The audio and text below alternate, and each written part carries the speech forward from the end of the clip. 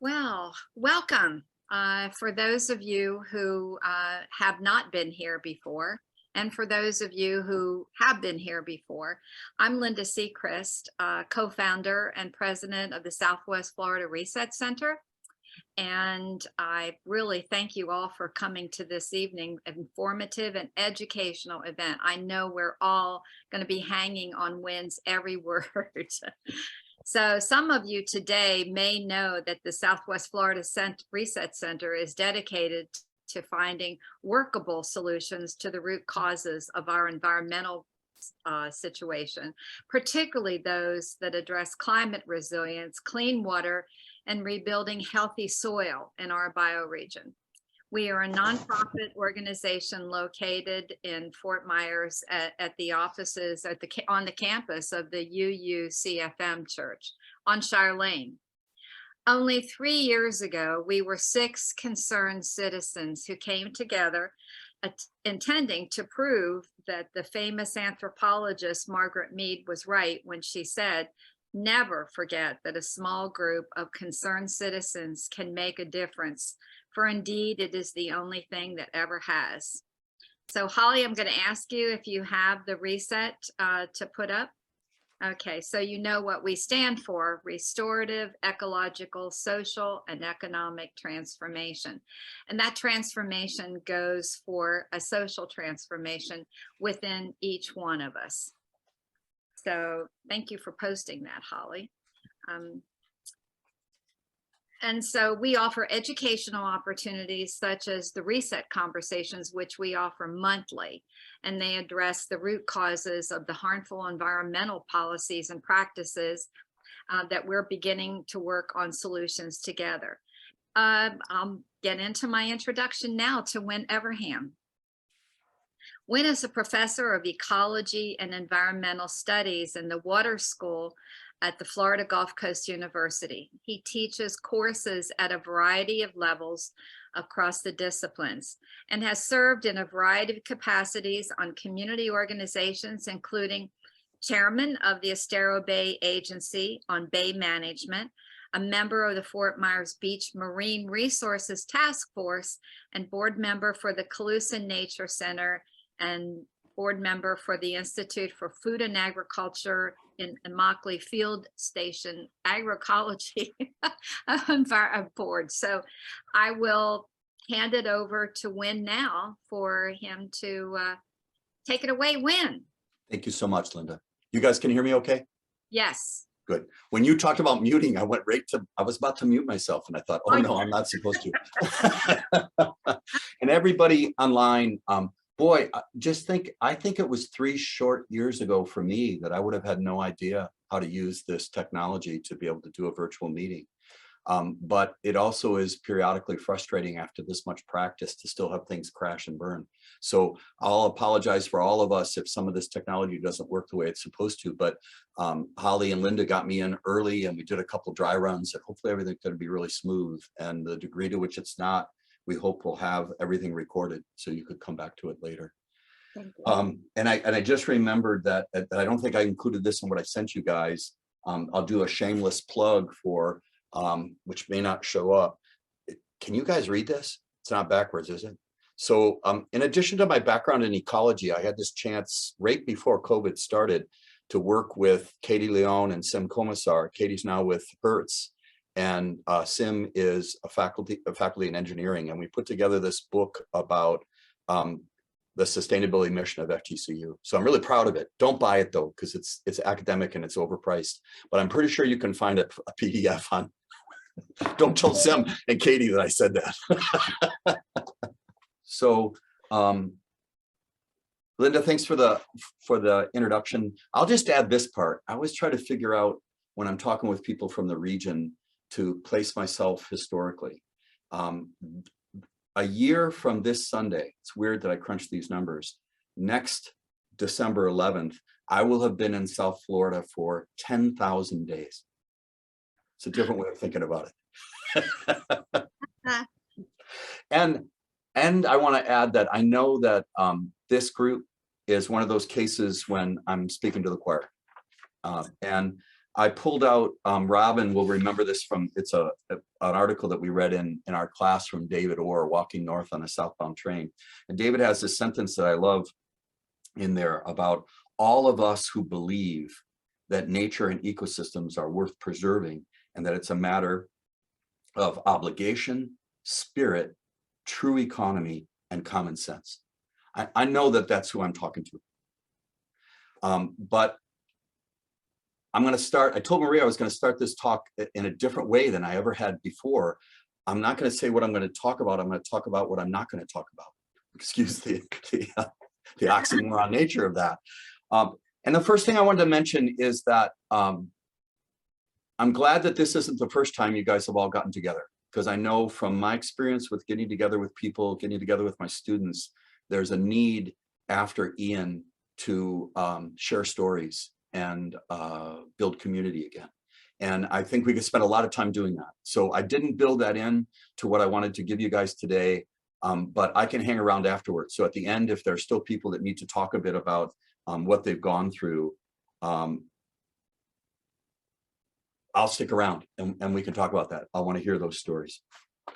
I also, and I know I've done work with Reset before. I think this choir understands this. Some of the things I'm going to say might sound like I'm coming from a different church. I'm not intended to talk about anti-growth. A lot of my students, a lot of the people that I talk to in the community, they get this sense, if they've been here for longer than, let's say, 1,000 days, longer than 3 years, that the problem is that there's too many people, and all we got to do is stop people from coming here. And there might be some truth in that, but it just isn't going to happen. You know, my not quite 10,000 days here had made me realize that people are coming, and that we need to figure out how we're going to fit people into the landscape. I wrote something way back in 2007 after Charlie for Gulf Shore Life magazine, and it included: the community of Southwest Florida will continue to grow until the quality of life here drives as many people away as it attracts. That's just math. Yeah. Right? Land, water, or insurance will become too expensive. Traffic or water pollution will become unacceptable. Our ecosystems or climate will degrade to the point where people are no longer attracted to our landscape. I'm going to, at the end, add the next sentence that I wrote into that. People are coming, and so I think the challenge is to figure out how to make that work and not, you know, have that illusion of we'd be able to put up a gate on the northern border. So I also don't want this talk to be anti-agricultural, although I'm not going to focus a lot on agriculture in particular.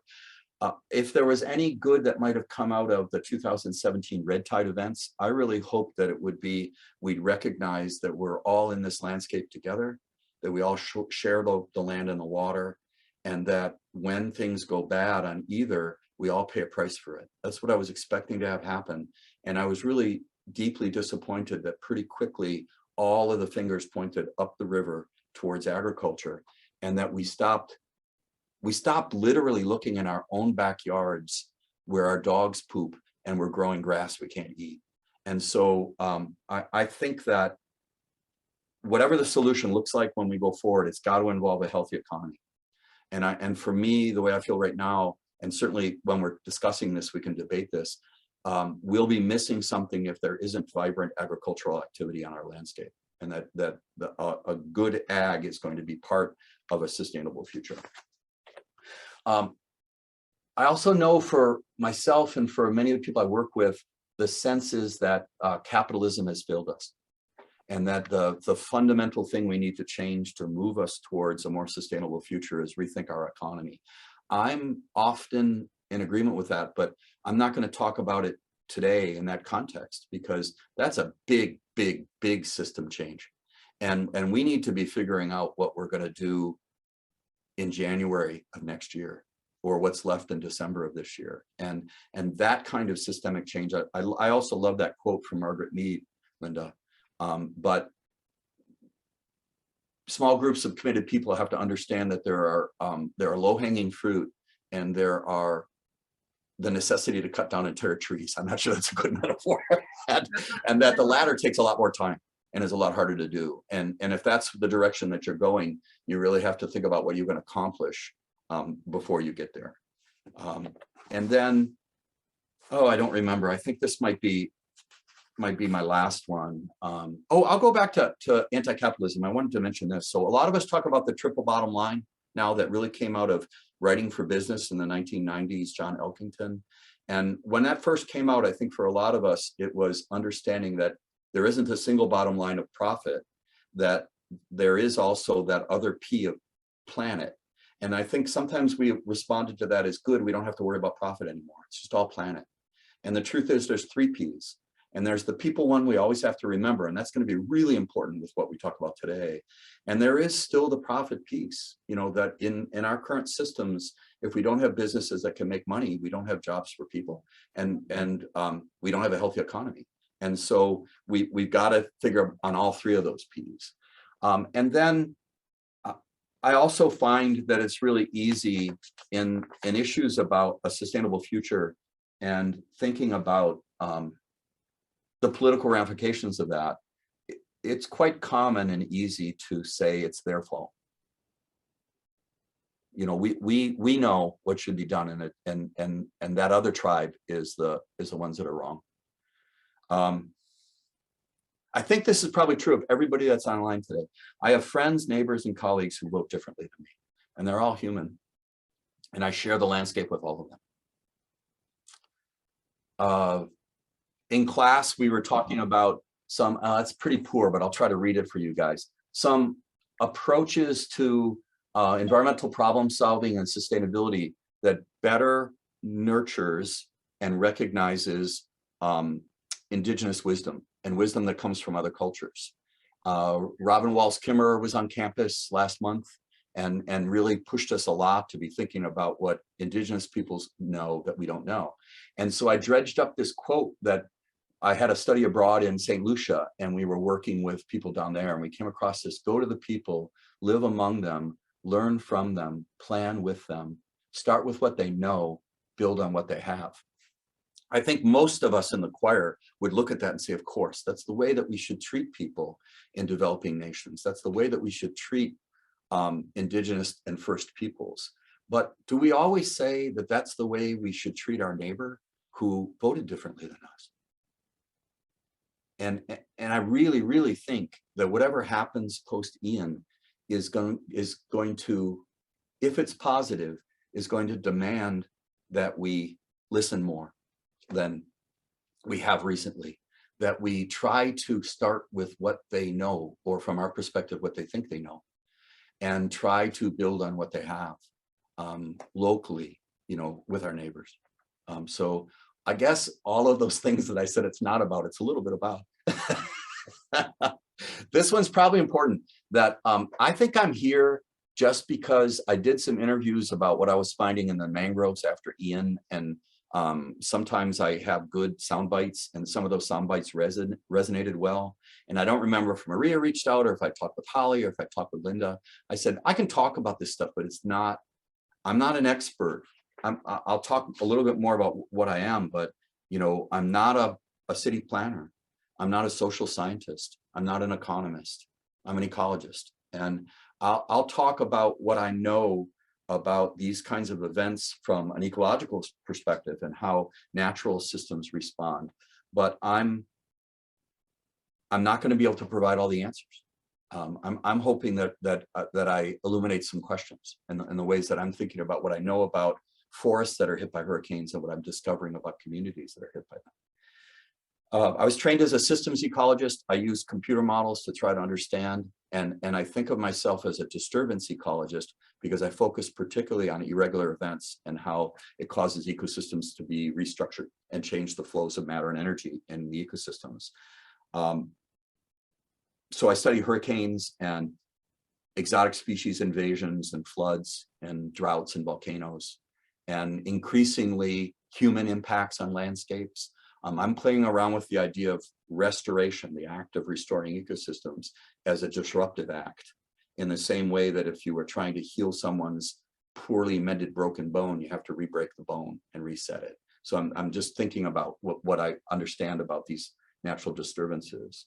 And I'll try to translate that as much as I can. But again, I think if you came for answers, I'm sorry that I'll probably disappoint you. The poet Brian Turner has come to FGCU a couple of times. And one time I thought it was really cool that he said, it's not the job of a poet or an artist to provide the answers. The job of an artist is to clarify the questions. Isn't that a beautiful way to think about that? So I think perhaps part of today, I will not be a disturbance ecologist. I'll be a disturbance artist, and I'll try to clarify the questions for you guys. But I'll start with trying to answer at least some question for us.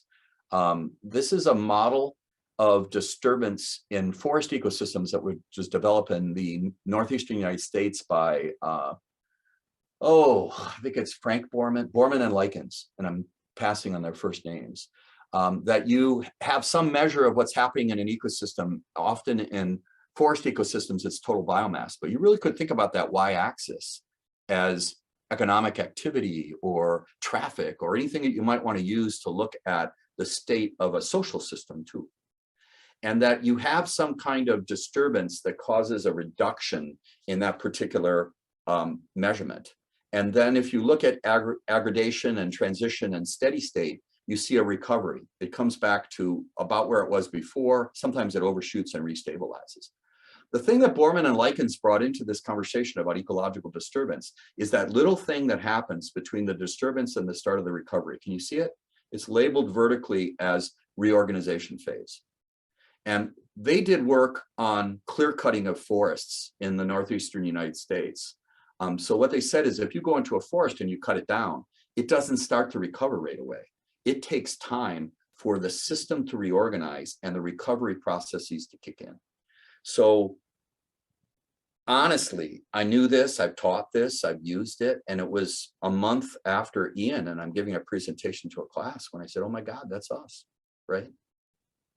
This is why I'm still tired. This is why it doesn't feel like I'm getting back, because I'm still reorganizing. And I'll tell you a little bit about what we understand about reorganization phase in natural systems. There seems to be a latitudinal variation in reorganization phase, that things that are at higher latitudes have longer reorganization phases, and things that are at lower latitudes, probably because of solar energy, can usually reorganize more quickly. And that here's the real kicker, is that in natural systems, the reorganization phase is shorter when we've experienced that particular disturbance event more frequently through evolutionary time, so that the system becomes reorganized quickly because it's seen it before. And so maybe that helps us to understand why we're where we're at right now, which again, I don't want to tell, we'll have time to tell stories, but for me, I'm not right yet.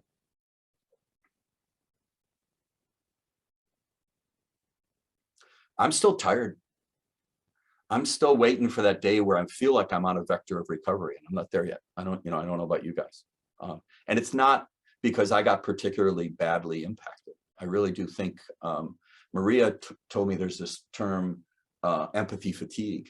I think it's just that our community is so badly hammered that we're all tired, and we're all trying to figure out how to recover from that. So let me introduce another theoretical construct that I use whenever I'm teaching about disturbances in ecology. Ramon Margalef was a Spanish ecologist. I think he passed away in 2003 or 2004, I forget. And this diagram is one of those, pictures with 1,000 words. So forgive me that I'm gonna take a little bit of time to unpack it. The X and Y axis in this represent whatever you want it to represent in some kind of ecological function. So it could be like biomass that we had before. It could be rate of photosynthetic activity. It could be nitrogen concentration in the soil or in the water column. It could be richness of species. It could be, the x-axis could be just a count of how many pine trees do we have. And the y-axis could be a count of how many clumps of saw palmettos. So whatever you want to think about in terms of defining an ecosystem in 2 dimensions.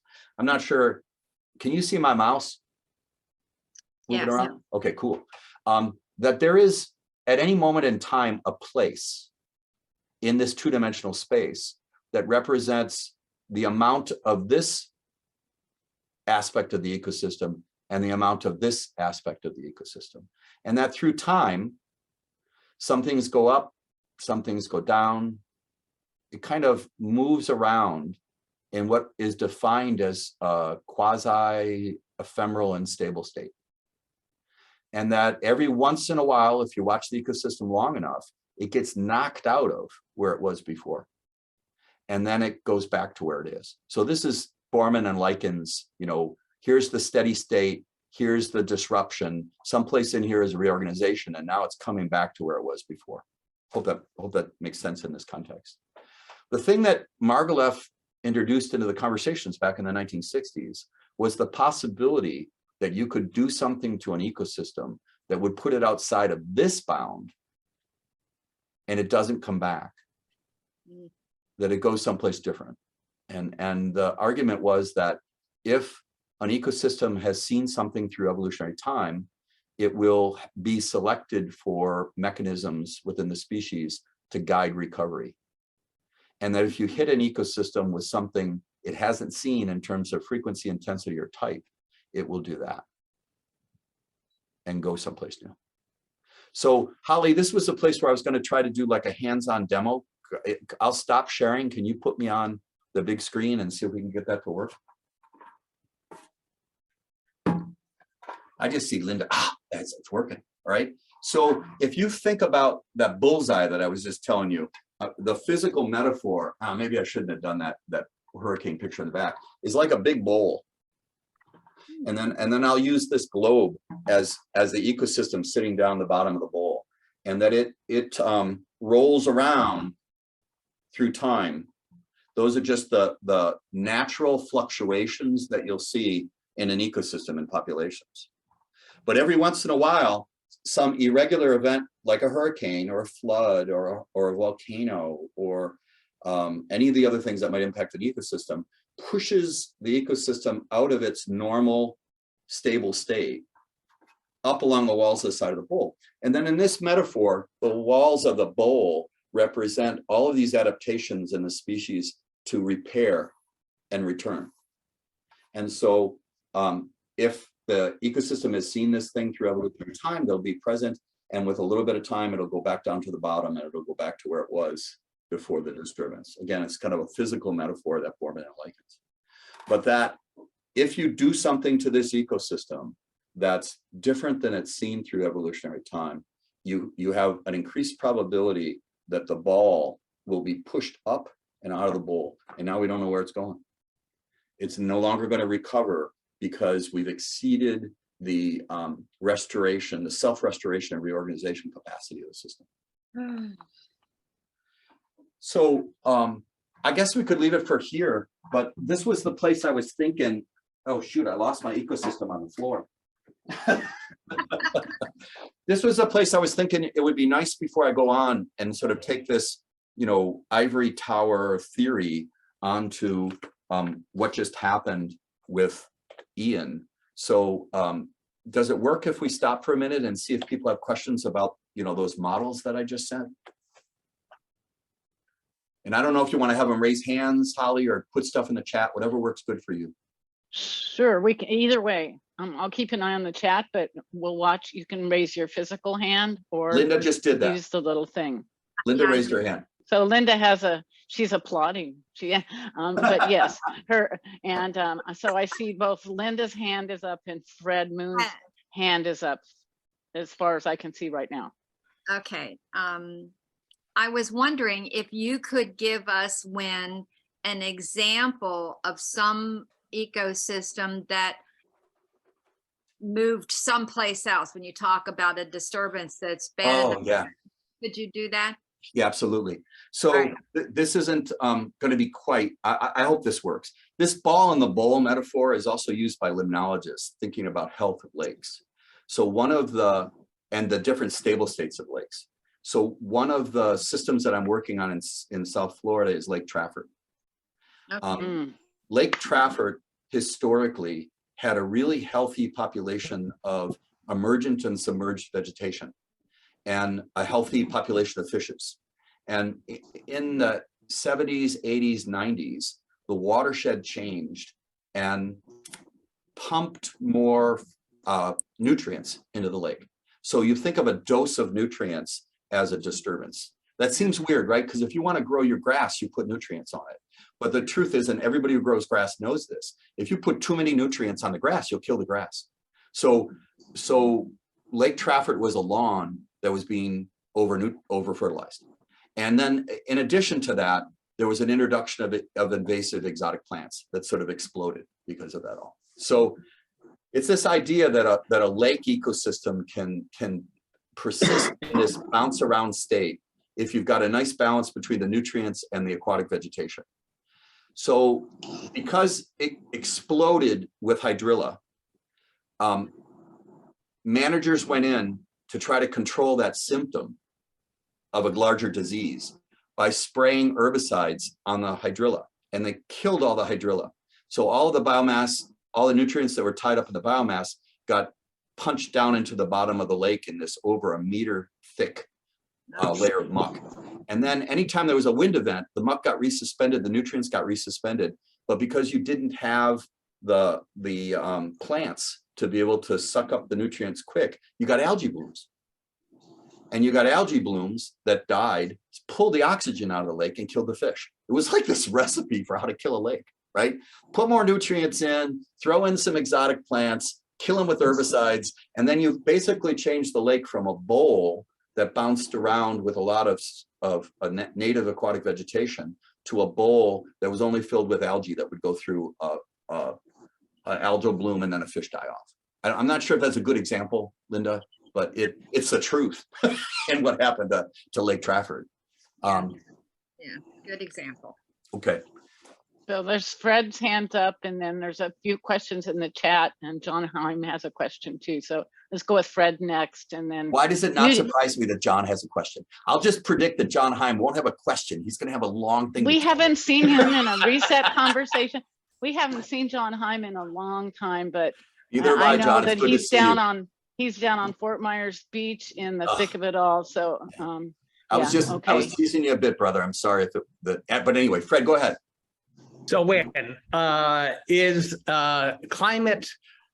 carbon in the atmosphere a disturbance that's going to throw the ball out of the bowl? Oh, Fred, nice pickup on the physical metaphor. It's I mean, over 200 years, maybe not, but over our lifetimes. Yeah. I mean, our species, our animals, our plants haven't known anything like this. We're introducing an abnormal to the bowl. You're absolutely right. So some people would argue it can't possibly because carbon dioxide has been high in the atmosphere before. Yeah, but not with us on the landscape, not with the combination we have now. So you're 100% right that the adaptations of the ecosystems right now are to a lower carbon atmosphere. I don't think it's going to be the carbon that's the issue. It's going to be the changing radiation balance that results in, for South Florida, some combination of the following. Slightly higher temperatures, maybe not that big of a deal. Altered rainfall patterns, huge deal for wetlands. And probably both increased frequency and intensity of tropical cyclonic storms. So it's not so much the CO2 that's in the atmosphere, it's the cascading effects that will change that. Now, if I try to transfer that to the physical metaphor of the ball in the bowl, I have sort of two ways of thinking about it. One is that some of those things stress the ecosystem and push the ball up on the wall before anything else happens.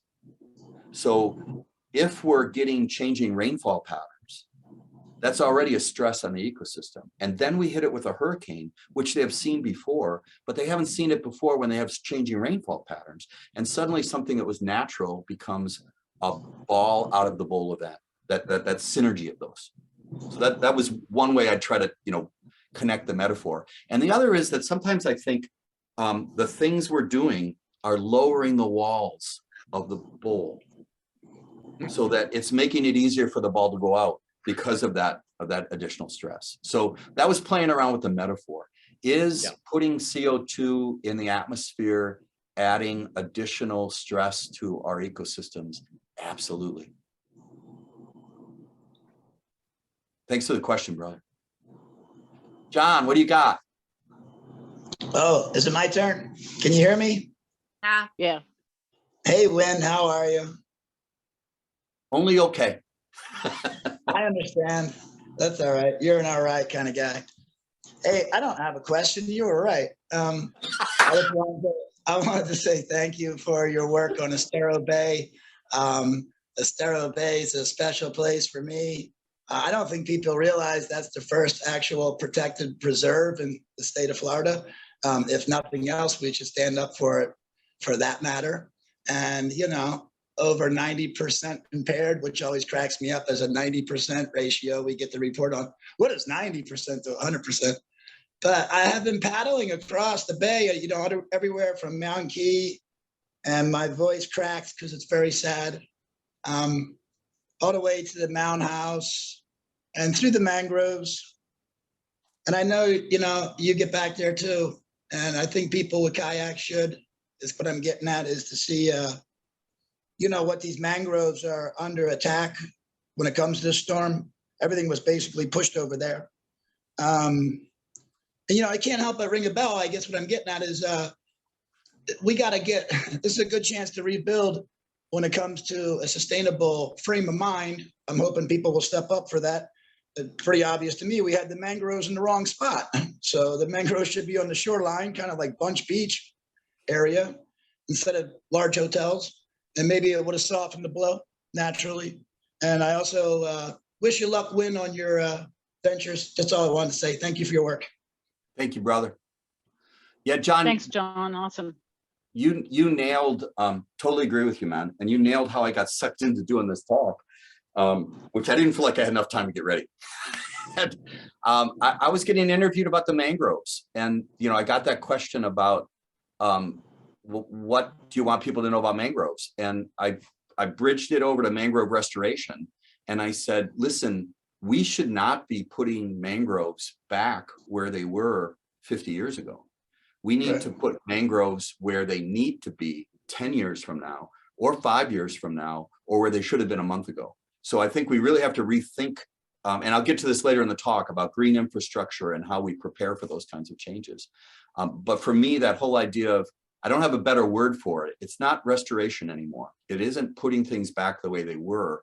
It's trying to anticipate what's about to happen on our landscape and being prepared for it. So thank you for making that point, brother.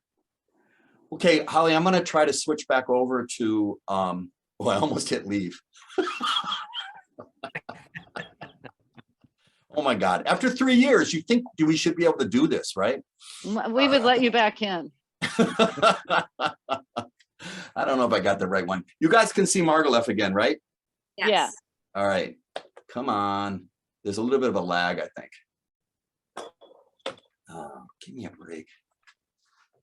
You had two of them. Yeah, and now There a we big go. question mark. Yeah. Yeah, that was going to be the question mark slide. Like, what are the question marks? And now we'll go on. So that's the background. And now I'm going to just talk a bit about what I've seen and what I think are the next steps. And so this is going to be more questions and answers, you guys. And I'm not sure that you're going to see anything that you haven't already thought about, but I just thought this is a really good group to be able to talk about what that looks like. So I'm starting with this idea of technology, engineering, and planning. And I think Holly referred to it as people were coming in from the waiting room about building better buildings. So one of the things you guys have already heard and will continue to hear is that there's a relationship between age of the homes and damage, and that more recently built homes under new building codes were damaged less. Yeah. I think that's partly true, but I think there's also a weird kind of landscape pattern where a lot of the newest homes were more inland and weren't as impacted because they were away from the storm. And I think if there is a relationship between age and damage, it's not a straight linear one. It might actually be curvilinear, that some of the best homes were the ones that were built 100 years ago. They used concrete and they were on stilts. And when we went into that explosion in the 60s and 70s, suddenly we're building ranch homes like I grew up in Michigan, which is just the wrong thing to put in Cape Coral. Sorry for whoever was in Cape Coral. And because we wanted to get them up quick and cheap, it's 2x4 frame with,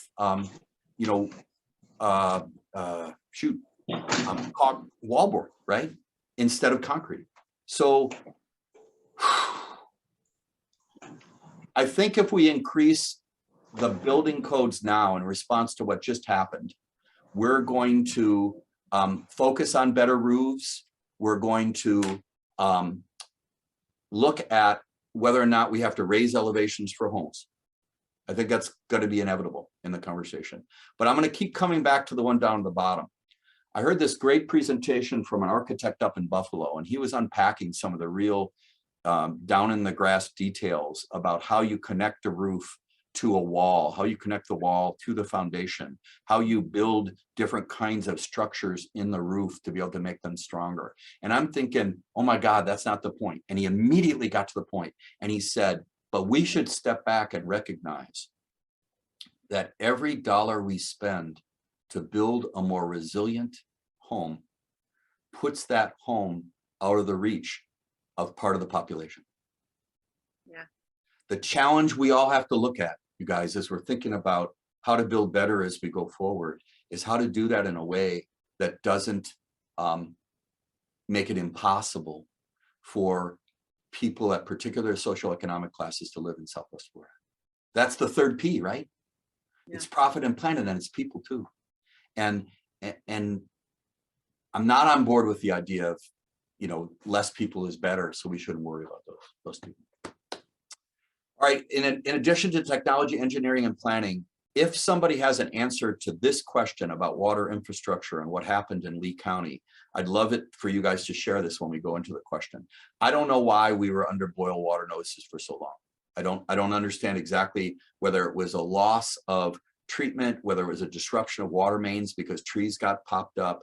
But something happened with the water infrastructure associated with this storm that we weren't ready for. Whatever it is, we got to figure out how to get ready for it. I wanted to mention roads. For me personally, the roads got cleared off really quickly, but it seemed extraordinarily long to get traffic lights to work again. And I don't know what the technological solution is to another traffic light design that doesn't make it so susceptible to wind damage. But if we're going to move around and get help to people after that kind of event, we should be thinking about that at some standpoint. And maybe that seems weird to concentrate on, but I had the chance to go down to Puerto Rico after Hurricane Maria, and I was there 9 months afterwards. And as I study disturbances, I have this phrase that I use that I call disturbance porn, because what I think happens is the media wants to show the very worst thing that they can. So they come to a place in the forest and they spin the camera around 360 degrees and they find the worst view and they show that on the screen. So I had heard how bad Puerto Rico was after Maria, and I kept hoping that it was going to be hurricane porn. And I flew into the airport at San Juan, and the very first light, if you've ever been down there, that you come out of the airport, 9 months after the hurricane, that traffic light wasn't working. And again, I loved the time I spent in Puerto Rico. I worked there after Hurricane Hugo in the 1990s. I love Puerto Ricans. I don't like driving with them. I don't like intersections where the traffic lights don't work. It was a tough trip. All right. Just this afternoon, FP&L came to my house in San Carlos the second time, and I signed the final paperwork for having my power lines put underground. Yeah. Hell yeah. Oh, yeah. And I think if you unpack where they've already started to do this in parts of Lee County, you would have seen, a faster recovery of electricity because we got those power lines underground. I talked a little bit with the guy. He told me the target is 20 to 30 years, and they'll have all of the power lines underneath the ground in Florida. So I can see a couple of nonverbal things like, why is it that long? But let's embrace for a minute that we're doing it. It would be great if we had done it 20 years ago. It would be great if it was faster, but we're doing it. We're making some progress, at least on that. And then I want to throw that last one in. I got a chance to do some work on Babcock Ranch before the development, looking at wildlife populations there and getting some feedback on how the development might lay out. I often talk about it as a model. I understand that some of the choir will be mad at me for saying this. I believe people are coming. I believe we have to put them on the land in better ways. I believe that Babcock Ranch made some huge strides towards better. I believe it's not perfect. I don't believe all the hype about it was put in that place to protect it from hurricanes, but they are managing electricity better there. I think they're doing a better job of landscaping. I think they're really trying to push that model of walkable, bikeable, livable landscapes so people aren't having to drive as much. If it's not what it needs to be, then we should be encouraging development that gets closer to what it needs to be. And I think I could talk a little bit about what that looks like. Last night, we had this holiday celebration with my university president, Mike Martin, probably his last Christmas. He's going to be retiring next year. And I got a chance to mingle, with some of the VIPs. And I remember talking with one municipal official, and I thought he really nailed it. We were just sort of talking about what's the future going to look like. And he asked these two questions. He said, will we have the vision to do something different? And the second question he said was, how will we pay for it? And I think those are really critical questions. And again, I'm sure you've all thought about that. But the first step is we got to have the vision. If we decide we're just going to put everything back where it was, that'll make some people feel better quicker, but it isn't going to stop us from the impacts from the next storm. So I tried to pull together issues about economic and social systems, and I want to, again, some more issues and questions to think about. I will have a link to some of the stuff that's been coming out about the insurance situation. I'm not an insurance specialist. I had never heard the phrase reinsurance before this. The idea that some of our insurance companies are covering their own, hedging their own bets by building that in. It's hard for me to think about a future on this landscape that doesn't include a significant shift from private to public insurance. That's my insight. Might be wrong about that.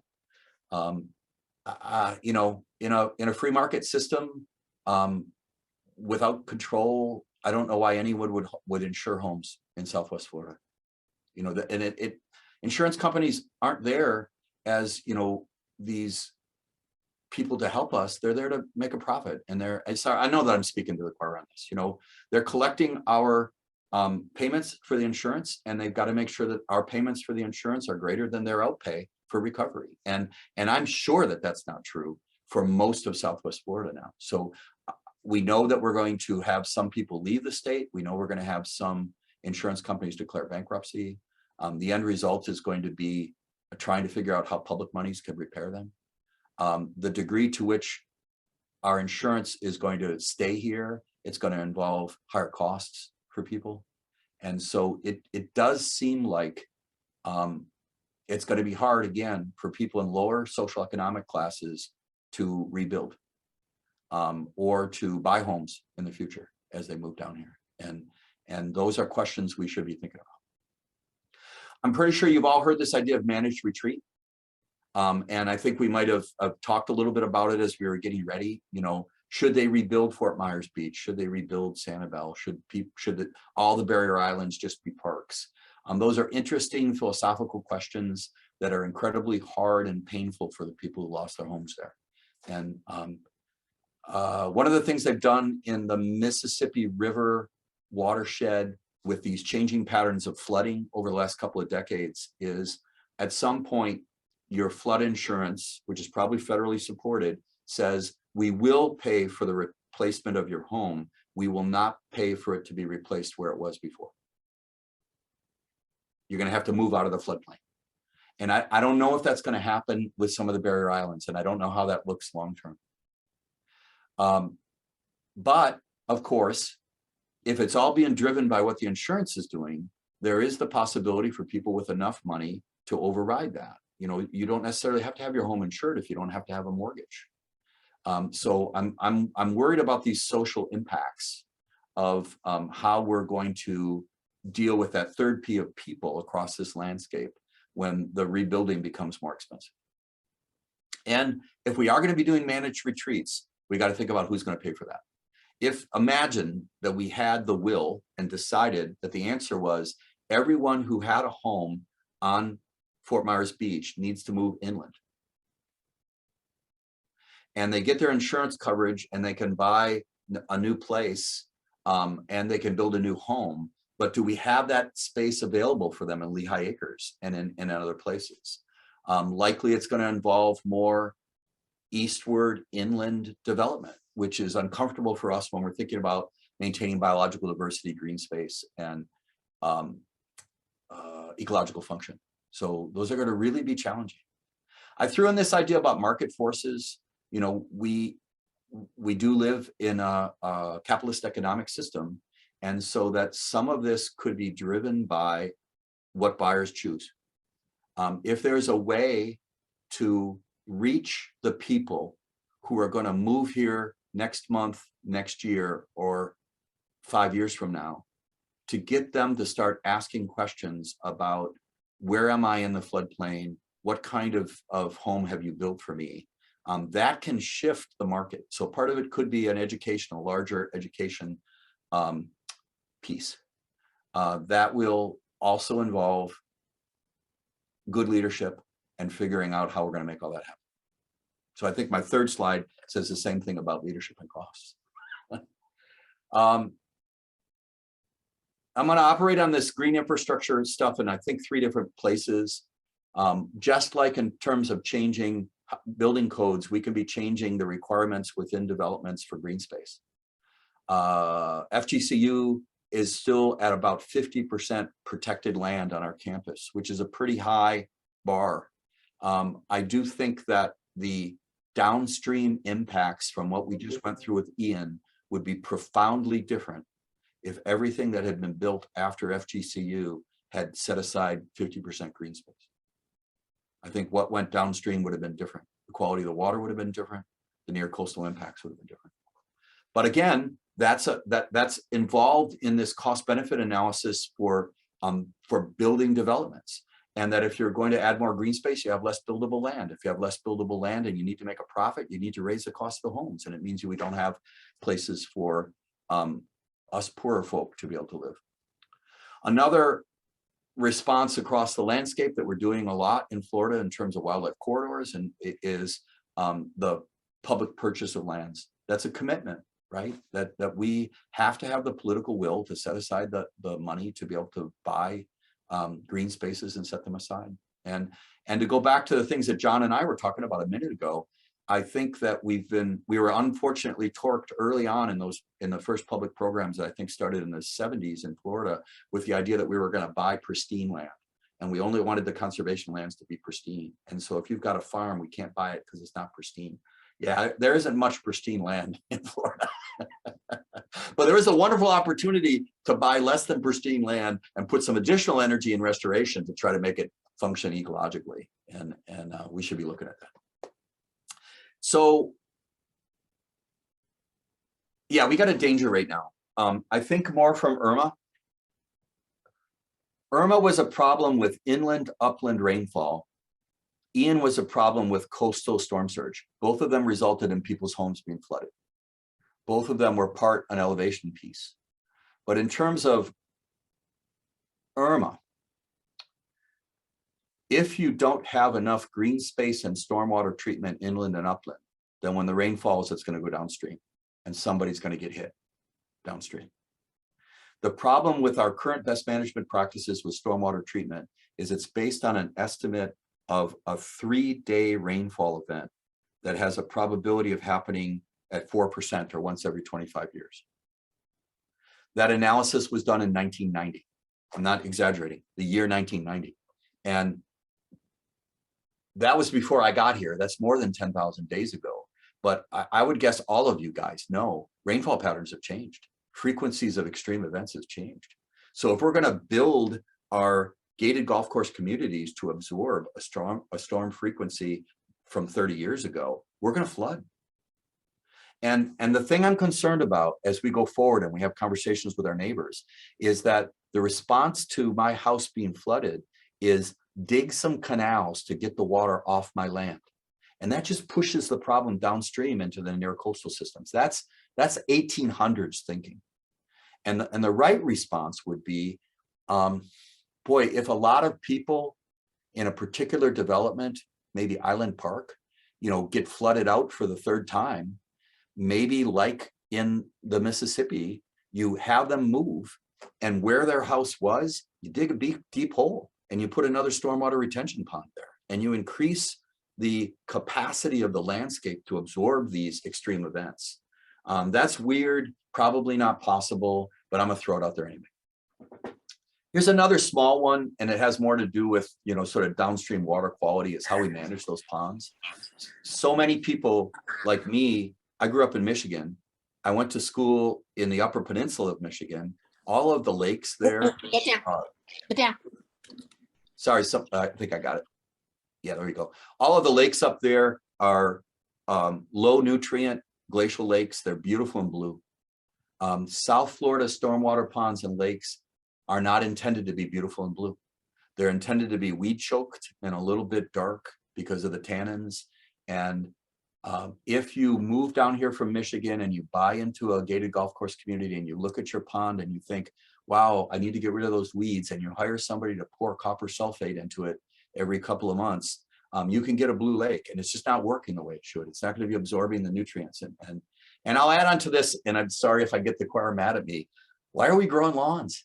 I think in Las Vegas, finally, they said can't grow a lawn anymore. We got plenty of water compared to Las Vegas, but really, let's plant native plants instead of turf grass. Let's have gardens instead of turf grass. Let's not grow something we can't eat by spraying it with water that's been purified to drinking water standards and periodically throwing nutrients on it that are going to wash downstream and cause problems in our near coastal systems. Yeah, that's my opinion, and we can argue about that more. So the last one I want to mention is this coastal resilience. John alluded to it. I talked about it, about needing to put mangroves in. I got a chance the Saturday after the storm to fly the coastline in a helicopter, just a friend, that I could ride on. And I haven't quantified this, but I really had a sense that as you go south into Collier County, those developments came in at different times. And the older developments were developed right up to the back dune on the beach. You've got the beach and you got somebody's backyard. And the more recent ones, probably since the mid 90s, you've got a mangrove buffer. And I bet if we can dig in there, we're going to find out that those mangrove buffers really made a difference. And just like stormwater ponds inland, if we're going to have to do a managed retreat, we should be perhaps removing some of those homes and planting mangroves where they are, to increase that coastal resilience. So I'm getting close, you guys. I think I'm talking for too long. I'm sorry. This is a picture of a place I worked in Puerto Rico after Hurricane Hugo. Yeah, it could be storm porn. I don't know. It looks devastating. It looks like a bomb went off, right? It looks like a war. So I want you to look at the tree that's kind of off to the right of the center, the one I'm circling, and this big log down here gives you a framework. So I'm just going to jump ahead 17 months, less than a year and a half. That image becomes this. From a forest ecology standpoint, this forest has recovered its photosynthetic capacity, its ability to grab sunlight and turn it into complex carbohydrates that feed the whole ecosystem. It used to be a forest that went up 30 meters, and now it's a forest that only goes up about 5 meters. Since then, it's grown back. It's shifted some of the species. Some of you guys might recognize this big leaf thing as Cecropia. So different things came in immediately to repair the system. The forest did not grow back exactly the way it was. I think that's a cool lesson. It's down south, a lot of energy, recovery was quick. Puerto Rico sees hurricanes historically once every 10 years, probably. So the species there were ready for whatever they were going to see. As I teach disturbance in natural systems, I say, this forest doesn't see this as a disturbance any more than it sees nighttime as a disturbance. The individual species see it as an opportunity. So when you knock down a tree, you've increased the light penetration to the forest floor, and that allows plants to grow back up. A hurricane to a forest that's seen a hurricane through evolutionary time is an opportunity. And what I don't know is whether this is an opportunity. Clearly a disaster to the people who lived and worked there. But on a landscape scale, will we have the will to figure out, is there something we can do different and better? And who's going to pay for it? I started out my talk with that quote from that thing I wrote in 2007 about people will come here until they don't want to come here anymore, because we've screwed it up. But the next sentence that I had there was, the only alternative is to work together to plan for a future that gives all of us what we need, though maybe not everything we think we want. The all of us is about that third P of people, and the want and need thing is going to have to be some kind of balance. If my home was there, I'd want to build my home back. I would. I want to get my life back to what it was before Ian took it away from me. But that may not be possible. And even if it's possible, it's maybe not the right decision to make. So last thing is, I wanted to summarize this about what next. As I've been giving talks over the last 4 or 5 years, I've been thinking about the fact that we're about to turn over to questions for however much time people have. Some of those questions I won't be able to answer. And I want to send out something to Linda and to Holly as a follow-up to whatever's about to go on now, so that I can get better answers and I can get better resources. So I'm going to call that my afterword of my talk. And I hope that depending on how the semester ends, I might be able to get that to you early next week, with some additional feedback. And I'd love if you guys get that, to get some feedback about whether it's helpful or not. On January 25th, I'm doing a talk for the Friends of 6 Mile Cypress about wildlife impacts from the hurricane. And we're going to do something really weird and different, like we're going to make it a small group workshop, and we're going to pull together what people saw in the birds, what people saw in the fish, what people saw in the reptiles. So if you had some time and wanted to participate, that would be cool. And then I'm once again going to be teaching this seminar that I do every couple of years. It's a 1-credit seminar. It will meet 1 day a week for an hour. It's already scheduled, and honest to God, I can't remember. I think it's Tuesday nights. But if anybody was interested in, sitting in on it, you'd be welcome in my classroom.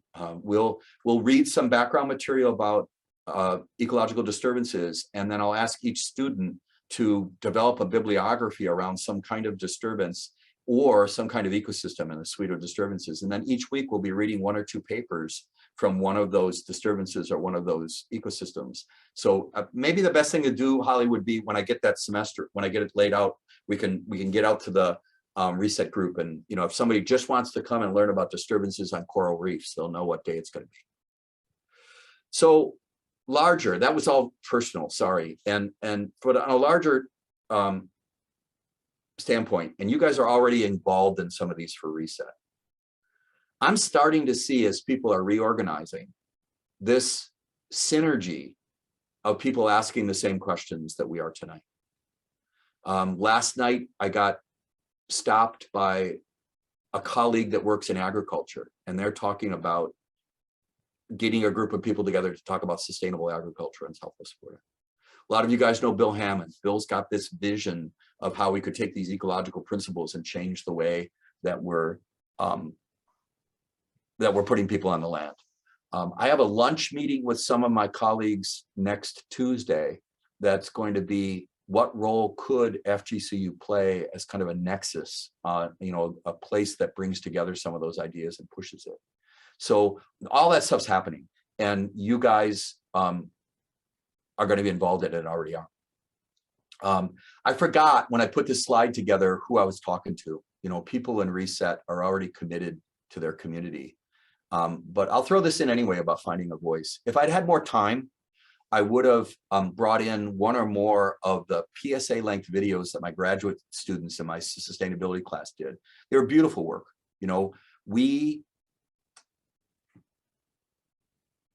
Many people talk about these complex problems as being systems problems, and they need systems solution. And I always want to say, what does that mean to you? You know, and I think for some people, it just means they're really complicated and they don't have single cause and single effect, which is true. Donatella Meadows, who was part of that limits to growth work in the 70s, before she passed away, published a 30-year reflection on the limits to growth study. And in there, she talked about systems, and she did what I thought were two really profound things about systems. Systems resist change. Ecological systems resist change. They have the walls on the side of the bowl, and when you push the ball up, it comes back down to the bottom. And this is true of ecological systems and social systems and economic systems and political systems. They resist change. You have to accept that if you're going to be engaged in the Margaret Mead desire to change the world. But she also said that they respond to changes in the flows of information, which I think is beautiful, right? It is us getting together on a Thursday night when we're all tired and talking about, could we do this better? And so my students were shooting PSA videos as a means for community outreach. And one of them I wanted to show you, that the title was Listen to Your Mother. And they riffed on this idea of Mother Nature, you know, giving us guidance as to how we should live on her planet. And the last tagline I thought was beautiful, and I couldn't figure out who came up to us. The last thing they had was, help her raise us. Help her raise us. Yeah, I'm talking to Reset. That's you guys. And last one is about political action, demanding better leadership. This is going to be hard to make happen if we don't have the right people in the right places saying it's important. And your choir, I know, is already involved. I wish we could have floated our videos out before the election, but Ian backed us up. But there's other elections coming, and we've got to continue to be involved. I think that was my last one. So let's go back to questions, and I apologize, Linda and Holly, that I talk longer. Actually, I think it's John Himes. I think John's question is really, really long. I think it was John's fault that we're late. That's right. We can always blame John Himes, but I love you, brother. Rhonda and Casey have their hands up, and you didn't talk too long. Doesn't everybody think that this has just been, I'm on the edge of my seat. You're describing our present situation right now in such a realistic way. So Rhonda has a question, and I'm sure it's a smart question. So let's hear from Rhonda. I'm sorry. I just spent the whole day at the Southeast Climate Summit. I just got back, and I was raising my hand because I was driving. I spent some time thinking about carbon and the oligotrophic system, like you were mentioning in Michigan, that we inhabit in South Florida. And no matter how you slice it, if you have a lot of humans on the peninsula, you're going to add nutrients to the system. And it concerns me. I don't know how to get around that, but I'm thinking, you know, like we amend the soil to plant food plants. We put, you know, our soil doesn't really hold the nutrients. We don't have that organic layer.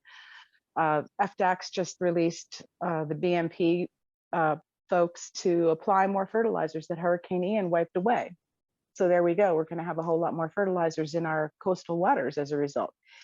But I was wondering if you, Wynn, and maybe a lot of other people that know the stuff you know, would do what some of the energy folks did a couple of years ago with Rick Scott, and have a kind of a day with them. Talk to Ron DeSantis about carrying capacity, or let's have like a statewide teach-in, something that the governor can't avoid. Some of you may remember, I think Susan Glickman coordinated that thing with Rick Scott where they talked about energy. Susan Glickman, she's good.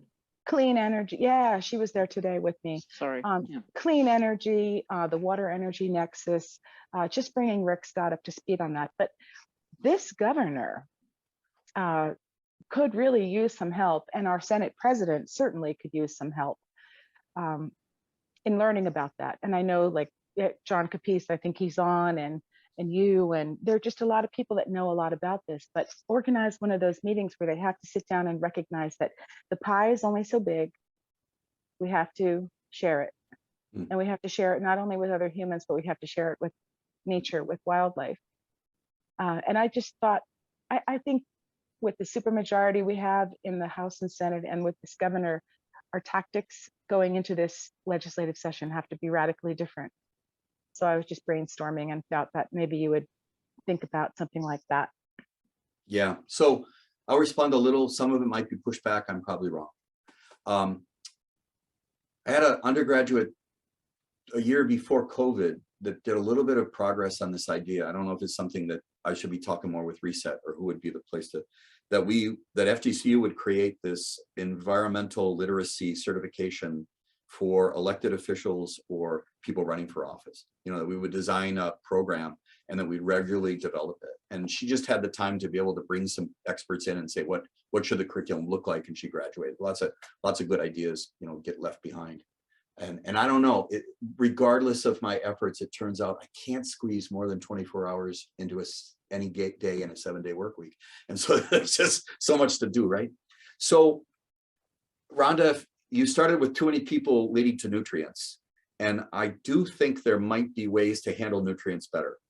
Closing those loops, you know, phosphorus is becoming so critical in the impact on the Everglades. But phosphorus is also necessary to grow on this landscape. So if there's, why are we digging up the ground, putting phosphorus, letting it run downstream, and then having to figure out how to treat it? So there are a lot of work going into a technology that could close that loop, that you're pulling the phosphorus out of the effluent that's leaving the landscape. Not easy, don't know if that'll solve it.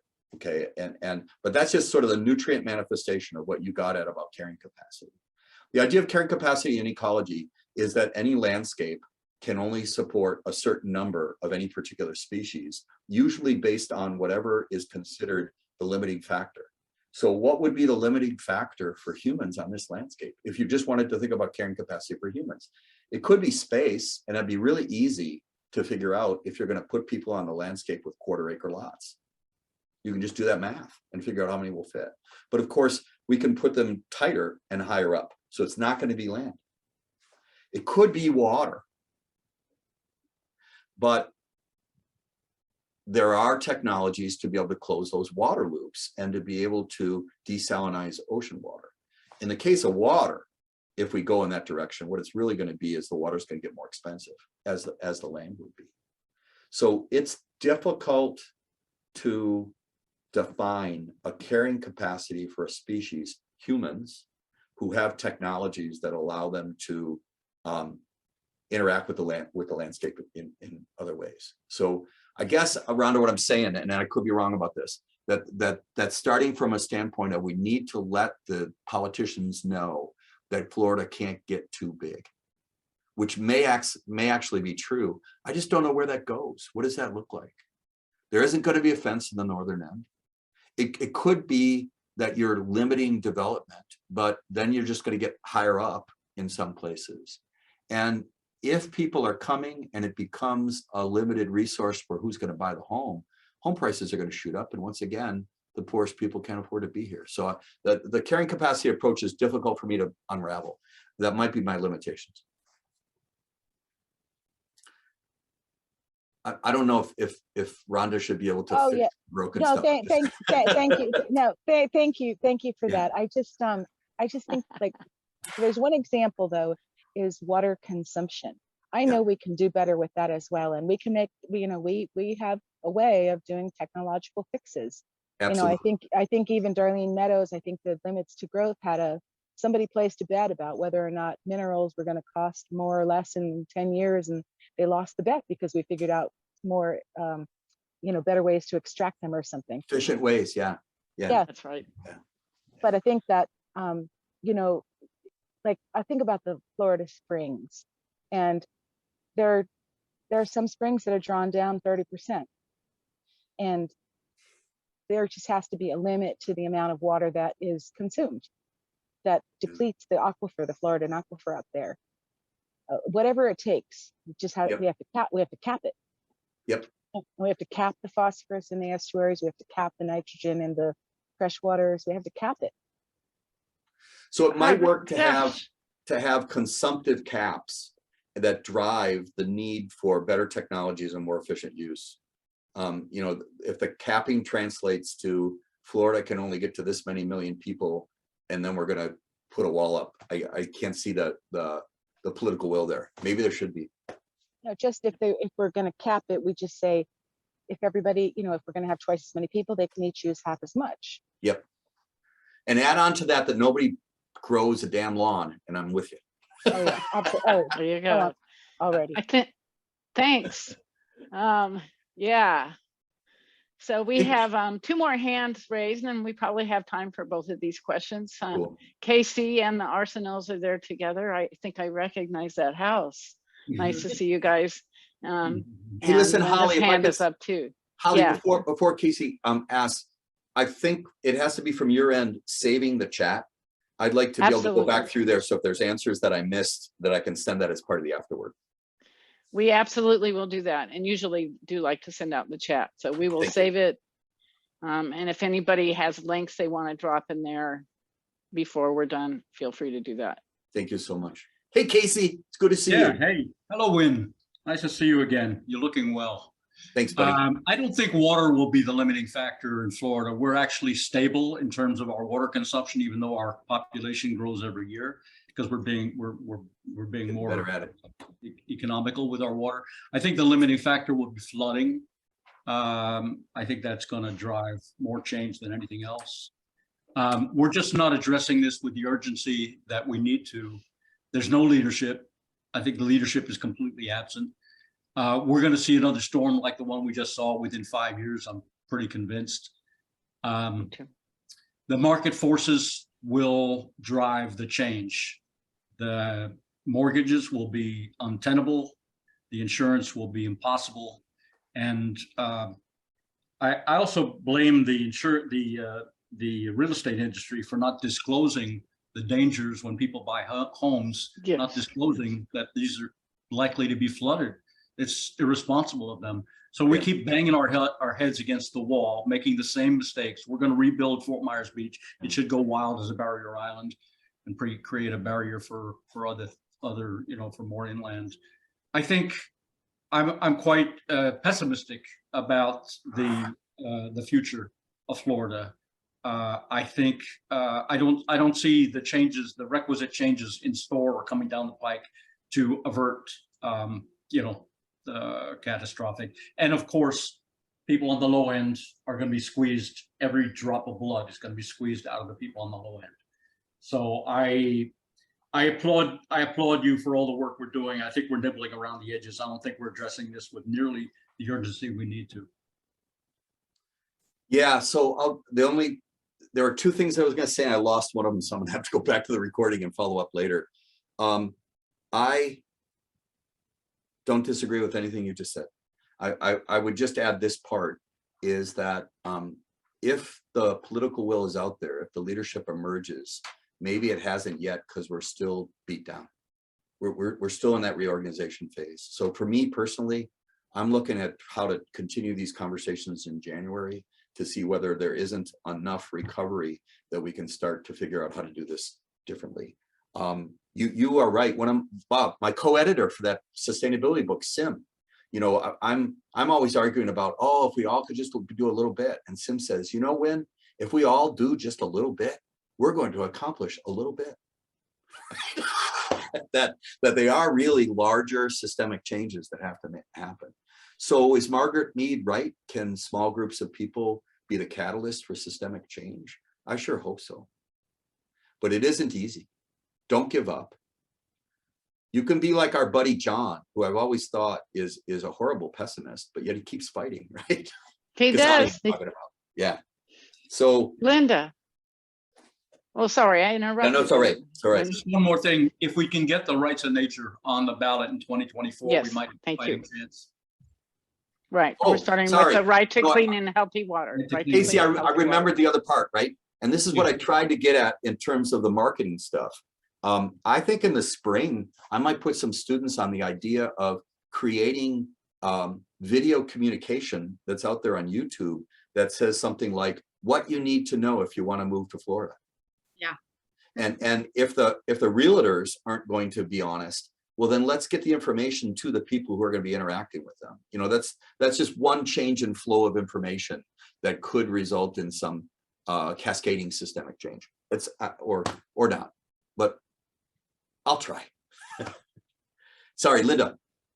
Yeah, first of all, I want to say if anybody is on here who has not signed the petition for the right to clean water, they should download it, go to the website and download it and sign it and send it off. And I don't know if everybody has or not, but please, please do that. My question to you, Wen, is, you know, you happen to mention desalinization. What does that do to the things in the ocean, and what do they do with that salt that they when they desalinate? Yeah.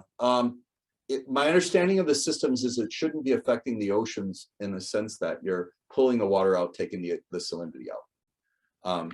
At some level, you're lowering the ocean, but it really is, you know, drops in a giant tub. I don't know the answer to the second question, Linda, but I'll try to find it for that afterward.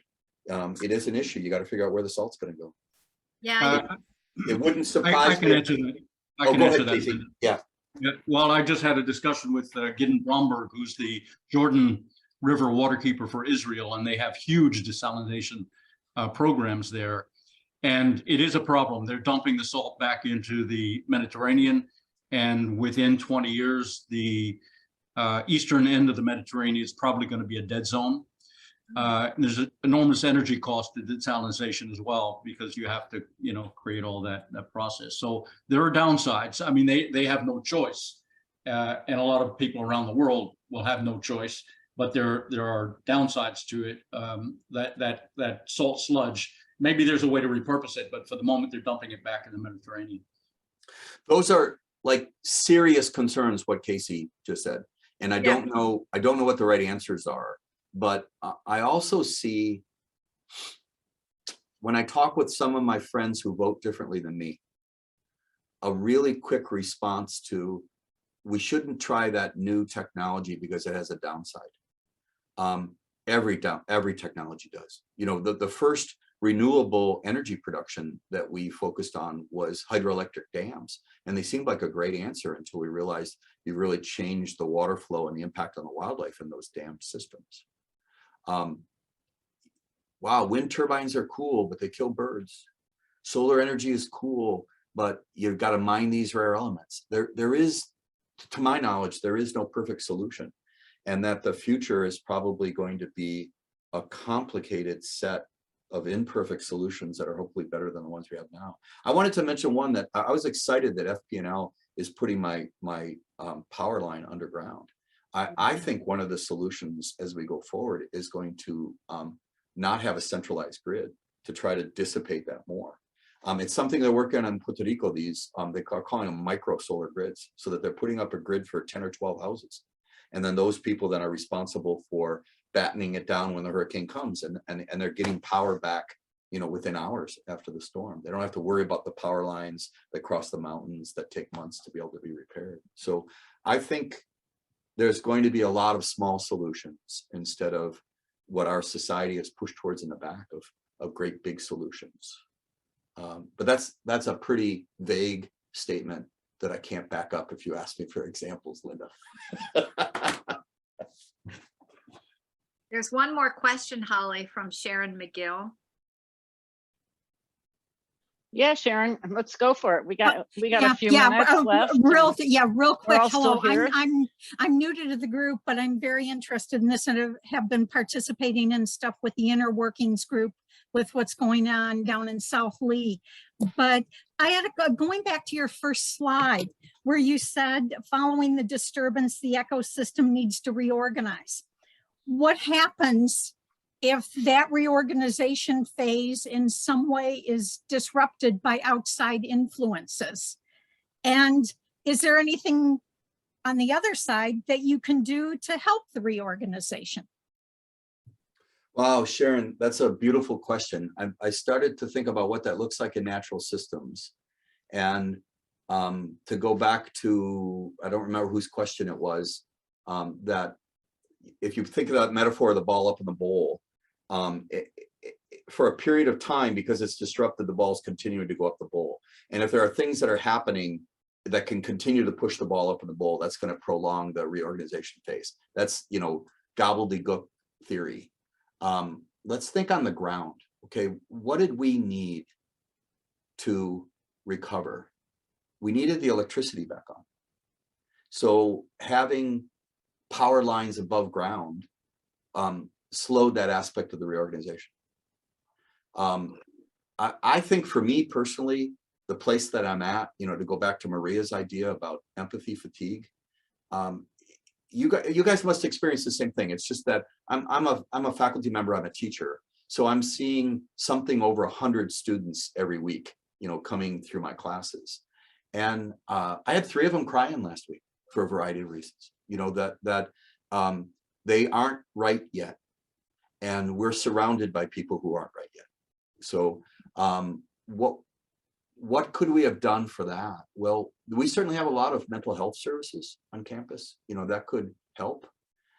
It appeared to me from the outside, and maybe some of you know better, that we weren't prepared for the number of people who needed new homes. That the storm surge was so devastating that we exceeded our resilient capacity to move people off of destroyed places into places that they could repair. You know, it might not have been as bad because we had the capacity that people moved away. The lady I was talking to today, what did she say? She had to leave her house because they lost power and her grandfather was depending on refrigeration for his insulin. So they were able to move up to Tampa to another family member. You know, what do you do if you don't have family members inland that you can move up to? I haven't seen these numbers, but I assume that the size of our homeless population increased dramatically in the last month. So sorry, Sharon, I'm wandering around. In natural systems that have experienced disturbance events through evolutionary time, there is a selection for recovery. The degree to which we mess with those natural systems by introducing exotic species, by changing the nature of the disturbance, by other kinds of pressures, that's going to, I would think, prolong the reorganization phase and delay the recovery. On these landscapes, you know, the really tough thing about Ian is, in cultural, economic, political, evolutionary time, we hadn't seen this kind of storm surge, right? If you can go back a couple hundred years, and I'm sure we had storm surges like that. We just didn't have the people and the structure on the landscape. So our reorganization phase is going to be prolonged because we weren't prepared for what just happened. I'm not sure if I answered your question, but I'm going to go back and look at it more. Thank you. It's making me think about the systems I study in a different way.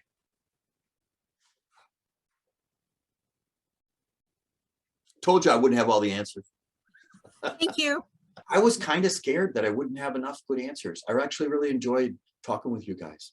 The conversation was great. I wish I just shut up 10 minutes earlier and had more conversations, but No. I just want to say one thing. I want to just thank you from the bottom of my heart. And we've been pushing towards this conversation with you and others who were once students of Bill Hammond, and founders of the 6 Mile Cypress Slough. And I just want to acknowledge that part of your history, because Bill is on our Reset Board of Advisors. And the conversation that you're going to have next week really is where we want to go next, or part of where we want to go next in understanding resilience ecology and what is needed to answer these very difficult questions. So this is to be continued. Everyone, stay tuned with what's going on with the Southwest Florida Reset Center. And Linda, maybe you have some closing words for us. I'm not sure. I got 2 more if I could fit it in, like 2 more sentences, but go ahead, Linda. Go right ahead. You go right Well, ahead. I forgot because it was stressful and trying to put this talk together. So my training comes from the systems ecology. The father of it was Howard Odom. He sort of founded the field of systems ecology. And I got to see and work with him a little bit in Puerto Rico. And he would have in his computer models and in his systems diagrams, something called information systems. And I asked him one time, what are you talking about? And he said, well, really the value of biological diversity from this, nerdy systems place is it gives us more options. If you've got more species on the landscape, then there is more genetic variability to respond to whatever the world throws at you. And I've often thought that that's absolutely applicable to economic systems and social systems. The more diverse we are, the more opportunities we have. And when Robin Walls-Kimmerer was in town a couple of weeks ago, 3 weeks ago, a month ago, I don't know, it's all a blur. She put this thing up about natural